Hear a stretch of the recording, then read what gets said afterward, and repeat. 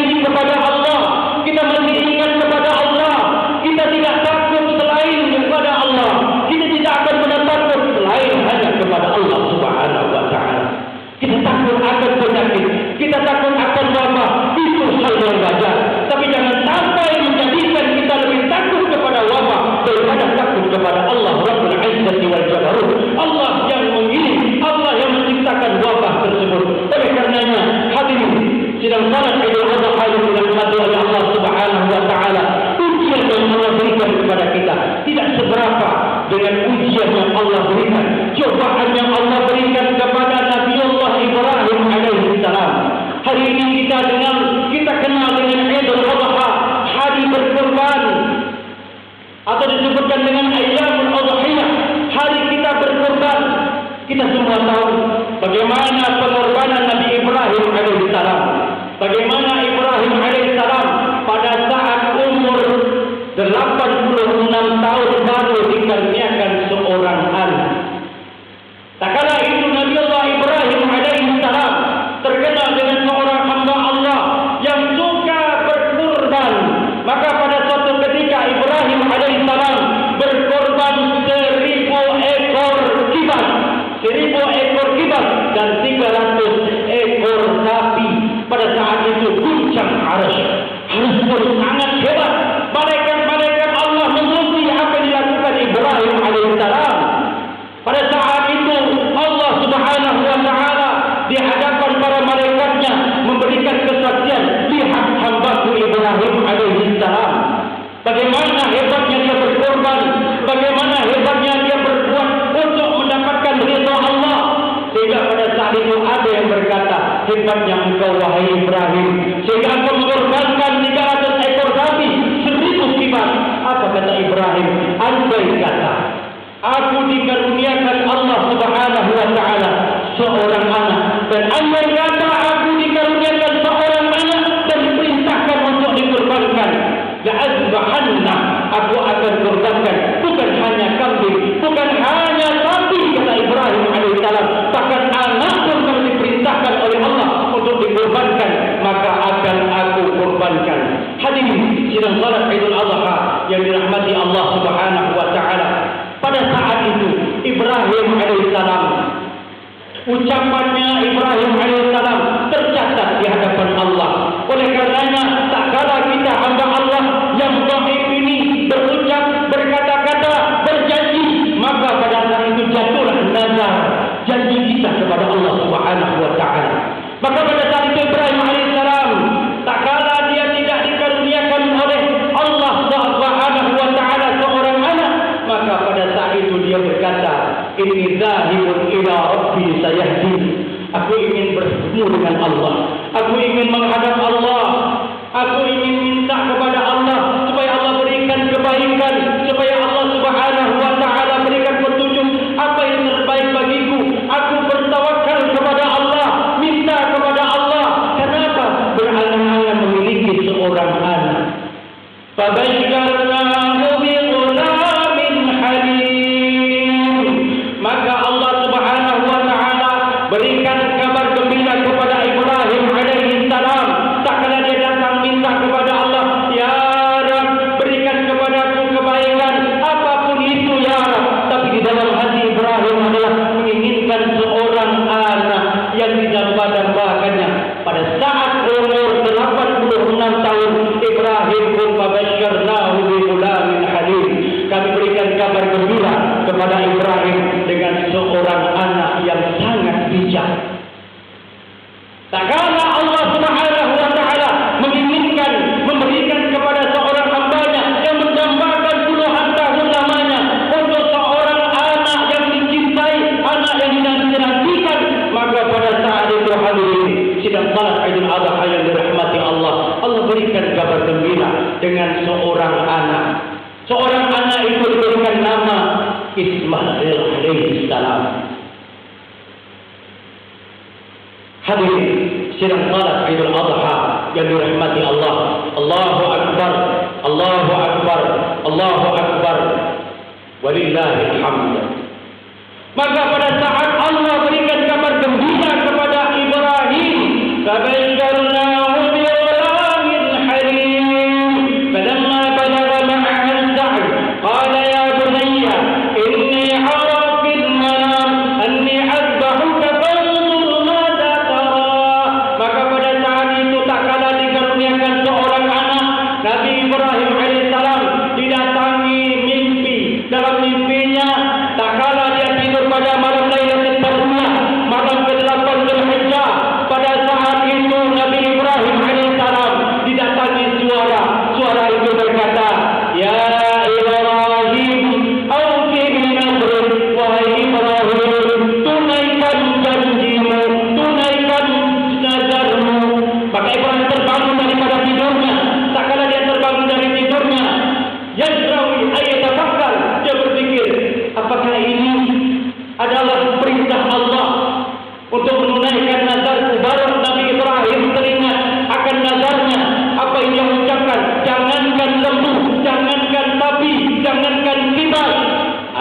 Adapun kalau diperintahkan Allah, kalau dikaruniakan Allah anak kepadaku, aku akan korbankan demi mengharap ridha Allah Subhanahu wa taala.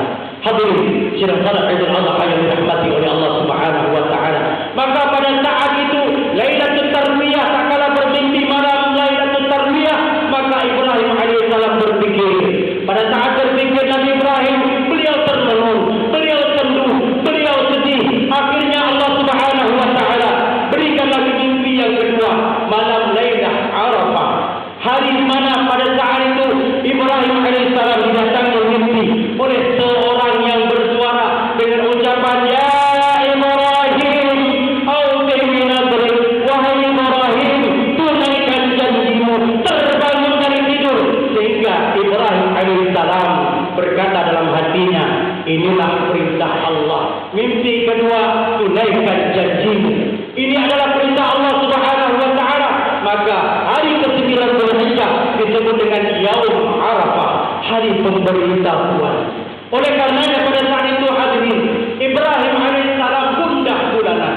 Apakah ini yang dikatakan oleh Allah, aufi min adrik, tunaikan janjimu? Dia pun langsung menjawab, tunaikan janjimu. Kata Allah, dia pun langsung menjawab, ya Rab, labbaika ya Rab, labbaika wa sa'daik ya Rab. Aku terima ya Rab, aku akan tunaikan janjiku, aku akan tunaikan nazarku ya Rab. Pada saat itu hadirin, bahwasanya Allah Subhanahu wa taala menguji lagi Nabi Ibrahim alaihissalam, mampukah dia menunaikan nazarnya? Maka dia pun melihat di depan matanya, melihat anaknya Ismail alaihissalam. Falamma balagha ma'ahu as-sa'y, takala Ibrahim melihat anaknya Ismail berlari-lari, bermain-main, merangkak jatuh bangun. Pada saat itu melihat anaknya dinantikan puluhan tahun. Takkan dinantikan puluhan tahun, dilihatnya dengan pandangan penuh kasih sayang, melihat sang anak berlari-lari, teringat dengan perintah Allah. Tak kala dia didatangi dalam mimpi, suara yang merintahkan, tunaikan janjimu. Maka pada saat itu Ibrahim alaihissalam memanggil anaknya Ismail, ya bunayya, wahai anakku, inni ara fil manam, sesungguhnya ayahmu ini melihat dalam tidur, dalam mimpi ayah, anni azba'uka, sesungguhnya aku menyembelihmu, fanzur madza tara, aku menyembelihmu. Bercucuran air mata Ibrahim alaihissalam di hadapan anaknya. Aku menyembelihmu dalam mimpiku. Bagaimana pendapatmu? Bagaimana pendapatmu wahai Ismail? Andai kata nazar ini, ucapan ini Allah perintahkan kepada kita hadirin, anak yang kita cintai, anak yang kita sayangi, anak yang kita rela berkorban apapun demi anak kita. Kita rela harta kita habis, jabatan kita hilangkan demi anak. Jadi anak yang saleh, anak yang dicintai Allah, anak yang dicintai Rasulullah. Maka pada saat itu mata tara, bagaimana pendapatmu wahai anakku Ismail? Apa kata Ismail? Qala ya abati if'al ma tu'mar, satajiduni insya'allahu minal sabirin. Wahai ayahanda, tunaikan apa yang telah diperintahkan kepadamu.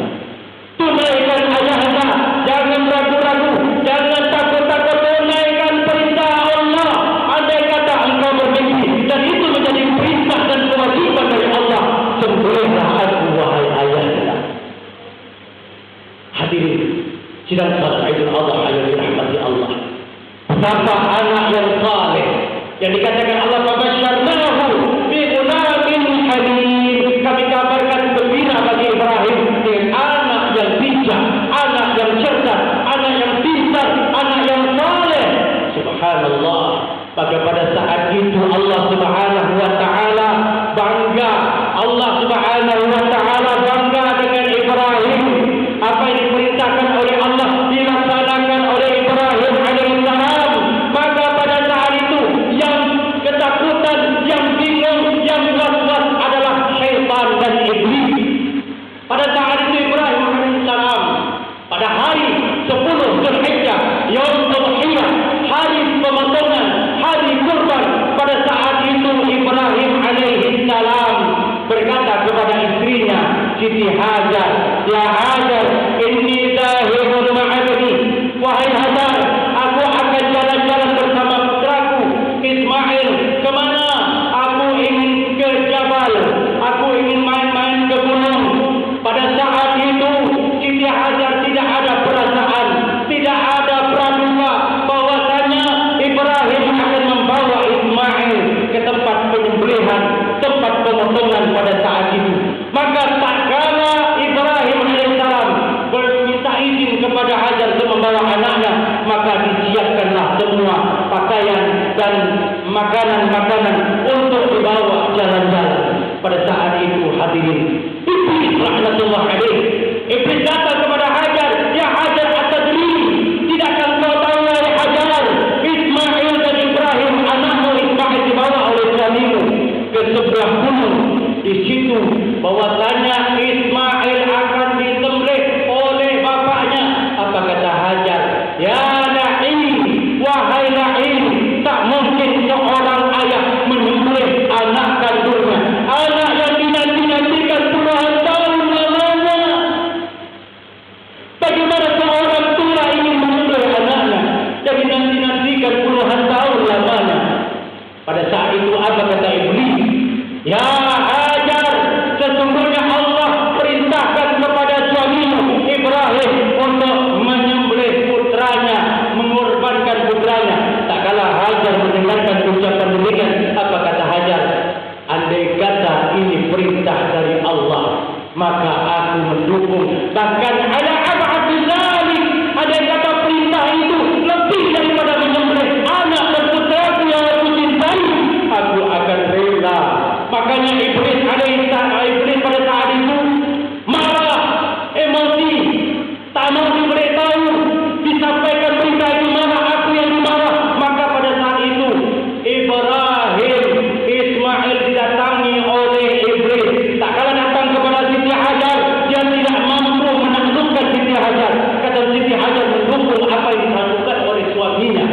Maka pada saat itu Ibrahim alaihissalam membawa sebilah pisau.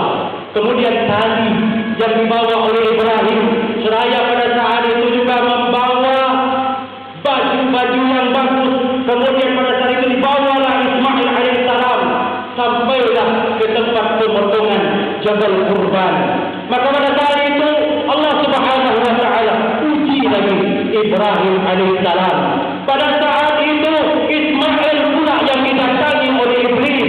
"Ya Ismail, atadri, tahukah engkau anna abaka sayazbahanna, sesungguhnya bapakmu membawamu ke sini akan memotongmu?"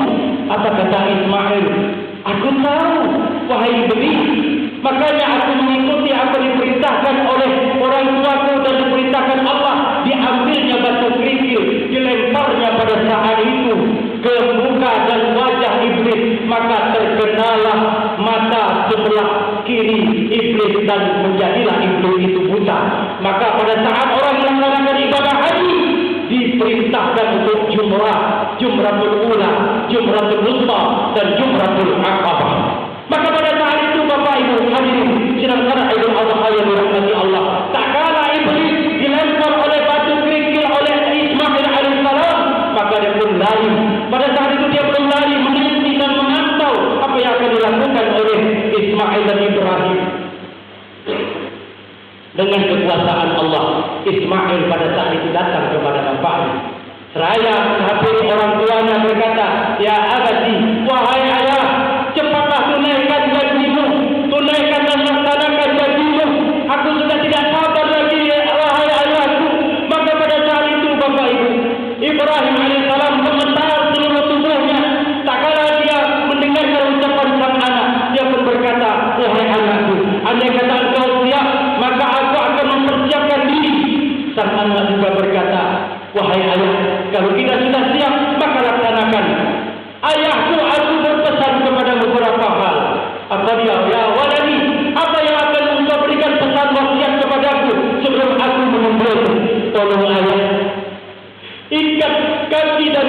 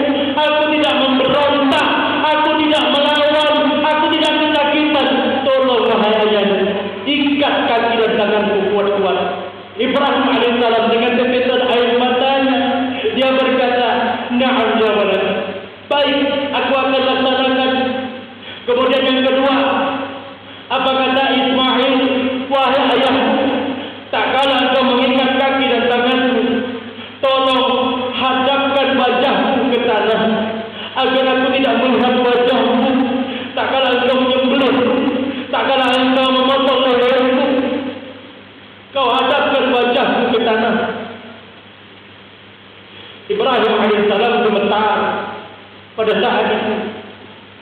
Kemudian berpesan lagi Ismail, wahai ayah, tak kala engkau akan memotongku, menyembelihku,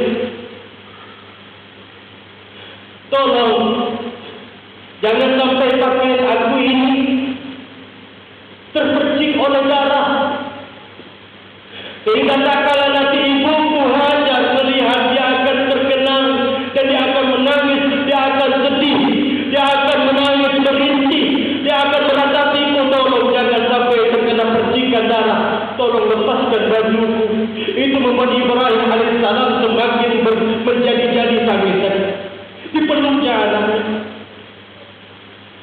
Seraya dia berkata, wahai ayah, andai kata nanti tak kala aku telah disembelih, tak kala aku telah wafat, aku telah dikorbankan, andai kata ada anak-anak bermain di hadapan rumah kita, panggil mereka, kasih mereka apa yang bisa ayah anda kasih, beri mereka makanan, supaya bapak bisa mengenal kebaikan yang aku lakukan. Itu membuat Ibrahim alaihissalam tidak kuasa menahan tangis dan air mata. Dipeluknya anaknya erat-erat. Tak kala dia memeluk anaknya erat-erat, apa kata Ismail? Ya abatin alma tu'mar, cepat ayah anda, jangan lama-lama, nanti kau tidak mampu, tidak kuat, bahkan kau menjadi lemah. Maka Ibrahim alaihissalam ambilnya tali yang dibawa dari rumah, kemudian pisau yang sudah diasah dengan tajam. Pada saat itu diikatnya tangan dan kaki anaknya sambil meneteskan air mata. Maka pada saat itu datang Iblis laknatullah alaih. Ya Ibrahim, syuf ibna, wahai Ibrahim, lihat anakmu, betapa comelnya anakmu. Bagaimana kita membayangkan anak kita yang cantik, anak kita yang tampan, yang kita nambakan puluhan tahun lamanya, yang kita nanti-nantikan puluhan tahun lamanya, tahu-tahu diperintahkan untuk dikorbankan, dipotong leher. Maka pada saat itu Iblis datang kepada Ibrahim. Tidakkah kau melihat anakmu lucu? Tidakkah kau melihat anakmu? Kenapa mesti kau ikat kakinya, wahai Ibrahim? Kenapa engkau mesti ikat tangannya? Maka pada saat itu Ibrahim alaihissalam marah kepada Iblis. Ya la'in idhab anni, wahai la'in, wahai Iblis, jauh dariku. Maka pada saat itu Ibrahim alaihissalam mengikat anak Ismail, diikatnya erat-erat, diikatnya kuat-kuat. Kemudian pada saat itu arah lehernya dilihatkan ke bagian tanah. Maka pada saat itu juga Ibrahim alaihissalam gemetar. Pisau yang sudah diasah, yang sudah tajam, pada saat itu hadirin diusahakan untuk langsung dipotong leher Ismail alaihissalam. Pada saat dipotong, subhanallah, dengan kuasa Allah, pisau ini tidak memotong leher Ismail alaihissalam.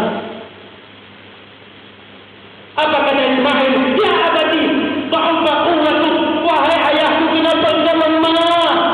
Ismail tidak tahu bahwasanya pisau yang dipakai oleh Ibrahim sudah tajam. Ba'ufa quwwatu ya abadi, wahai ayahku, kenapa engkau lemah? Dipotong lehernya, tidak mempan, tidak memutus lehernya Ismail alaihissalam. Apa kata Ismail kepada ayahnya? Ba'ufa quwwatu. Ismail alaihissalam berkata, lemah bapak, kenapa ayah anda lemah? Laksanakan tugasmu. Pada saat itu Ibrahim alaihissalam tanpa sengaja, pada saat yang memotong leher anaknya tidak putus, dihantamkannya ke batu di sampingnya.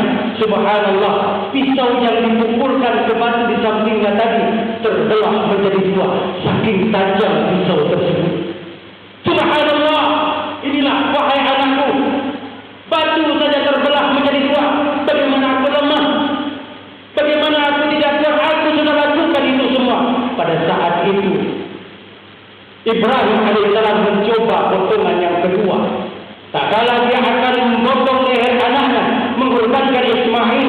Pada saat itu Ismail alaihissalam berkata, tiba-tiba Ismail berkata,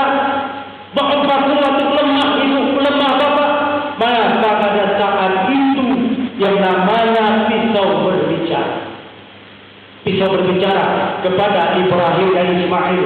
Ya Ibrahim, amartani bil qada, wallahu lam ya'murni bidzalik. Wahai Ibrahim, engkau perintahkan aku, engkau gunakan aku untuk memotong leher anakmu Ismail. Tapi Allah Subhanahu wa taala tidak berkeinginan. Allah tidak berkata aku memotong leher anakmu. Makanya pada saat itu Allahu kibashan, maka pada saat itu Allah Subhanahu wa taala gantikan Ismail sebagai kurban tadi yang menjadi wajib dan menjadi nazar Ismail, Ibrahim alaihissalam dan Ismail, maka Allah gantikan seekor kibas dari surga. Subhanallah. Itu dalam riwayat dikatakan kibas yang menjadi pengganti Ismail adalah salah satu korban hamba-hamba Allah pada zaman itu yang diterima oleh Allah Subhanahu wa taala korbannya, sehingga dijadikan sebagai pengganti untuk Ismail alaihissalam. Pada saat itu Allah Subhanahu wa taala melihat betapa seorang hamba yang diuji dengan ujian yang berat mampu bertahan, mampu sabar dan menerima dengan lapang hati dan lapang dada, maka pada saat itu Allah Subhanahu wa taala berikan gelar Ibrahim Khalilullah. Khalilullah kekasih Allah. Mudah-mudahan Allah Subhanahu wa taala kumpulkan kita kepada Nabi Muhammad dan kepada nabi-nabi yang lain termasuk Nabi Ibrahim alaihissalam. Amin. Amin ya rabbal alamin. Hadirin sidang salat Idul Adha yang dirahmati Allah. Apa yang bisa kita ambil hikmah daripada kisah ini? Pertama, jadilah kita manusia yang taat kepada Allah Subhanahu wa taala sirran wa alaniyatan. Dalam situasi apapun kita, dalam situasi terang-terangan ataupun kita sembunyi-sembunyi ibadah kepada Allah, jangan pernah lupa, jangan pernah tinggal. Apapun kondisi keadaan kita di dunia ini, ujian silih berganti kepada kita, pandemi melanda kita, jangan pernah takut kepada musibah, jangan pernah takut kepada wabah. Kita hanya takut kepada Allah. Jadikan Allah Subhanahu wa taala marja'una, jadikan Allah sebagai tempat kita kembali. Kita selalu dengarkan ucapan inna lillahi wa inna ilaihi raji'un. Sesungguhnya kita milik Allah dan kita akan kembali kepada Allah. Mati tak ada yang tahu. Kapan pun, dimanapun kita pasti mati. Wa ma tadri nafsun mada taksibu ghadan wa ma tadri nafsun bi ayyi ardin tamut. Dan satu jiwa tak ada yang tahu di mana apa yang akan mereka lakukan esok hari, dan satu jiwa tak ada yang tahu di mana mereka akan dikuburkan esok hari. Ada orang yang tanahnya, bahkan harta waris, kekuasaan, kekayaan, keturunan yang tak habis-habis ada di Indonesia, tapi tanah sebaris mereka di Arab Saudi. Ada orang yang harta kekayaannya di Pontianak, Masya Allah banyak, tapi tanah sebarisnya di Jakarta. Begitu sebaliknya, ada orang yang kaya, orang yang punya harta, tanah di mana-mana, tapi tanah sebarisnya berada di tempat yang barangkali tidak diinginkan oleh keluarganya. Inilah sebenarnya hidup manusia, hadirin. Kita tidak ada yang tahu. Hari ini kita memiliki jabatan, esok habis dan usai jabatan itu.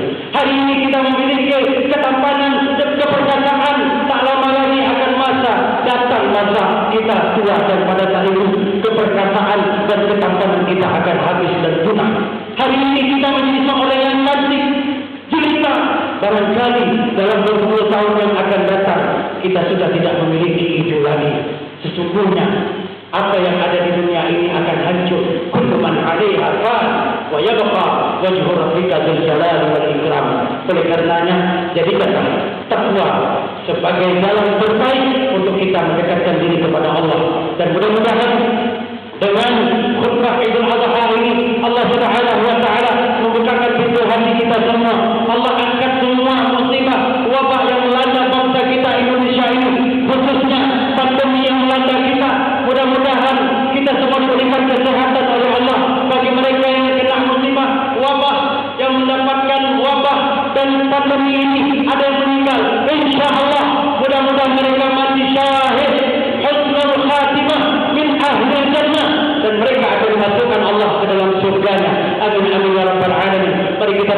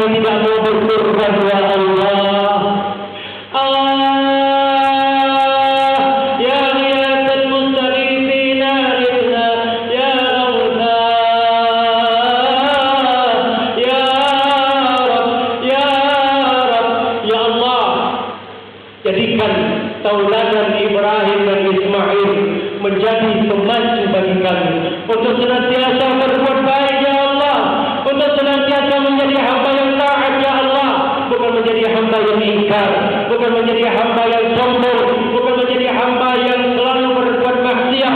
Kami sadar ya Rabb, ya Rabb, kami banyak berbuat dosa ya Allah. Kami sadar ya Rabb, betapa besar dosa kami, betapa banyak dosa-dosa yang kami lakukan. Tapi kami yakin ya Allah, sebesar apapun dosa kami, sebesar apapun maksiat yang pernah kami lakukan, ampunanmu Ghaffaruka ya Rabb, Ghaffaruka ya Rabb akbar wa akbar min dzunubina, lebih banyak dan lebih besar daripada dosa-dosa kami. Walidzalika yaghfir dzunubana ya Rabb, ampunkan kami ya Allah, ampunkan kedua orang tua kami ya Rabb, ampunkan dosa-dosa mereka. Andai kata mereka telah tiada, ampunkan dosa mereka. Sinari kubur mereka dengan cahaya-cahaya kasih sayang-Mu, dengan cahaya rahmat-Mu. Ampuni dosa-dosa mereka ya Allah. Andai kata mereka masih hidup ya Rabb, panjangkan umur mereka agar kami senantiasa bisa taat dan bakti kepada keduanya. Allahumma ya Allah, jadikan anak-anak kami anak yang saleh, jadikan anak-anak kami anak yang salehah, jadikan anak-anak kami qurrata a'yun, sebagai pelita hati, sebagai buah hati bagi kami ya Rabb, penyejuk jiwa kami ya Rabb. Jauhkan mereka dari pergaulan yang dapat menyesatkan mereka, bahkan dapat membuat kami susah dan menderita.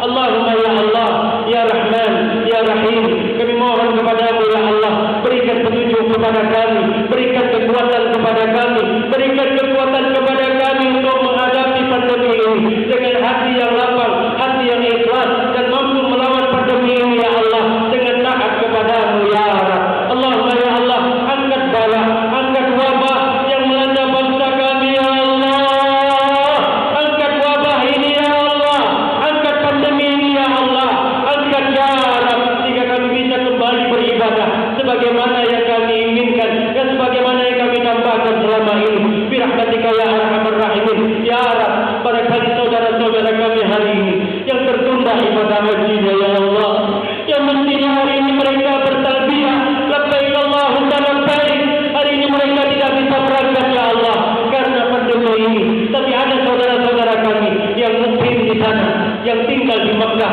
tapi orang Indonesia dapat melaksanakan ya Allah. Mudah-mudahan satu yang mewakili, dua yang mewakili, tiga yang mewakili, doa mereka diijabah ya Rabb, sehingga kami bisa nanti menyusul pada tahun yang akan datang. Birahmatika ya Arhamar Rahimin. Allahumma ja'al hajjahum hajjan mabrura wa sa'yan mashrura wa dhanban maghfura wa dhanban maghfura wa tijaratan lan tabur ya 'alima ma fis sudur akhrijna ya Allah min adh-dhulumati ila an-nur birahmatika ya Arhamar Rahimin. Allahumma khtim 'alaina bi 'husnil khatimah wa la takhtim 'alaina bi su'il khatimah. Rabbana atina fid dunya hasanah wa fil akhirati hasanah wa qina 'adzaban nar. Wa sallallahu ala sayyidina Muhammadin wa ala alihi wa sahbihi wasallam walhamdulillahi rabbil alamin. Ma'asyiral muslimin, sidang salat Idul Adha yang dirahmati Allah Subhanahu wa taala, mudah-mudahan khutbah Idul Adha ini bermanfaat bagi diri saya, keluarga dan hadirin sekalian. Amin ya rabbal alamin. Nas'alullah an yutila a'malana wa an yuwaffiqana wa iyyakum li ta'atihi wa ta'ati rasulih wa an yarzuqana wa iyyakum rahmatah wa ridah wa yu'idana wa iyyakum min ghadabihi wa niqmatihi wa yudkhilana wa iyyakum fi jannatihi. Wallahu subhanahu wa ta'ala yaqul wa bi qawli yahdil muhtadun wa idha quri'a al-Qur'an fastami'u lahu wa ansitu la'allakum turhamun. A'udzu billahi minasy syaithanir rajim. Bismillahirrahmanirrahim. Inna a'tainaka al-kawthar fasalli li rabbika wanhar inna shani'aka huwal abtar. Barakallahu li wa lakum fil Qur'anil 'azim wa nafa'ani wa iyyakum bima fihi min al-ayati wa dhikril hakim. Taqabbal minni wa minkum tilawatahu innahu huwas-sami'ul 'alim. Aqulu qawli hadha wa astaghfirullah al-'azim li wa lakum wa li sa'iril muslimin fastaghfiruhu innahu huwal ghafurur rahim. اللهم صل وسلم وزد وأزد وأزد وتفضل وبارك بجلالك وكمالك على سيدنا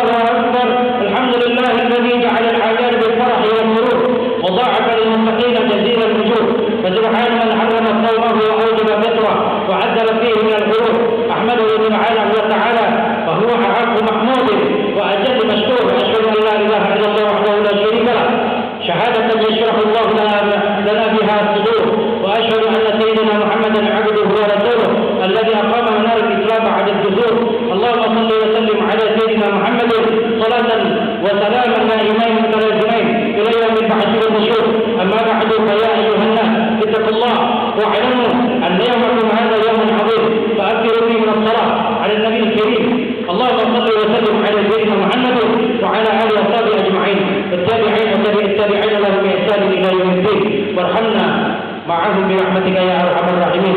الله أكبر الله أكبر الله أكبر ولله الحمد. فيا أيها الناس انتهزوا فرصتكم في هذا اليوم السعيد بإكثار الدعاء إلى الله سبحانه وتعالى، فإن الدعاء في هذا اليوم مستجاب. فإكثار التوبة والاستغفار إليه من جميع الذنوب والخطايا، فإن الله يحب التوابين ويحب المتطهرين. وأكثروا من الأعمال الصالحة من الصدقة للفقراء والمساكين وللأيتام والأرامل، وساعدوا كل من يحتاج إلى مساعدتكم، فإن جميع أعمالكم في هذا اليوم مقبولة، والله يحب المحسنين. ثم أكثروا من الذكر وقراءة القرآن والصلاة على النبي صلى الله عليه وسلم، وذلك كله مكتوب في صحائف أعمالكم. جعل الله وإياكم من عباده الصالحين المتقين، آمين يا رب العالمين. اللهم اغفر للمسلمين والمسلمات والمؤمنين والمؤمنات الأحياء منهم والأموات، إنك سميع قريب مجيب الدعوات. اللهم انصر من نصر الدين واخذل من خذل المسلمين، ودمر أعداءك أعداء الدين وأهل الكفرة والمشركين، وعلي كلمتك إلى يوم الدين. اللهم اكفنا شر الظالمين وشر الحاسدين وشر من تؤذينا يا أرحم الراحمين. ربنا اغفر لنا ولإخواننا الذين سبقونا بالإيمان، ولا تجعل في قلوبنا إلا للذين آمنوا إنك رؤوف رحيم. ربنا آتنا في الدنيا حسنة وفي الآخرة حسنة وقنا عذاب النار. الحمد لله رب العالمين. الله أكبر الله أكبر الله أكبر ولله الحمد. عباد الله، إن الله يأمركم بالعدل والإحسان وإيتاء ذي القربى وينهى عن الفحشاء والمنكر والبغي، يعظكم لعلكم تذكرون.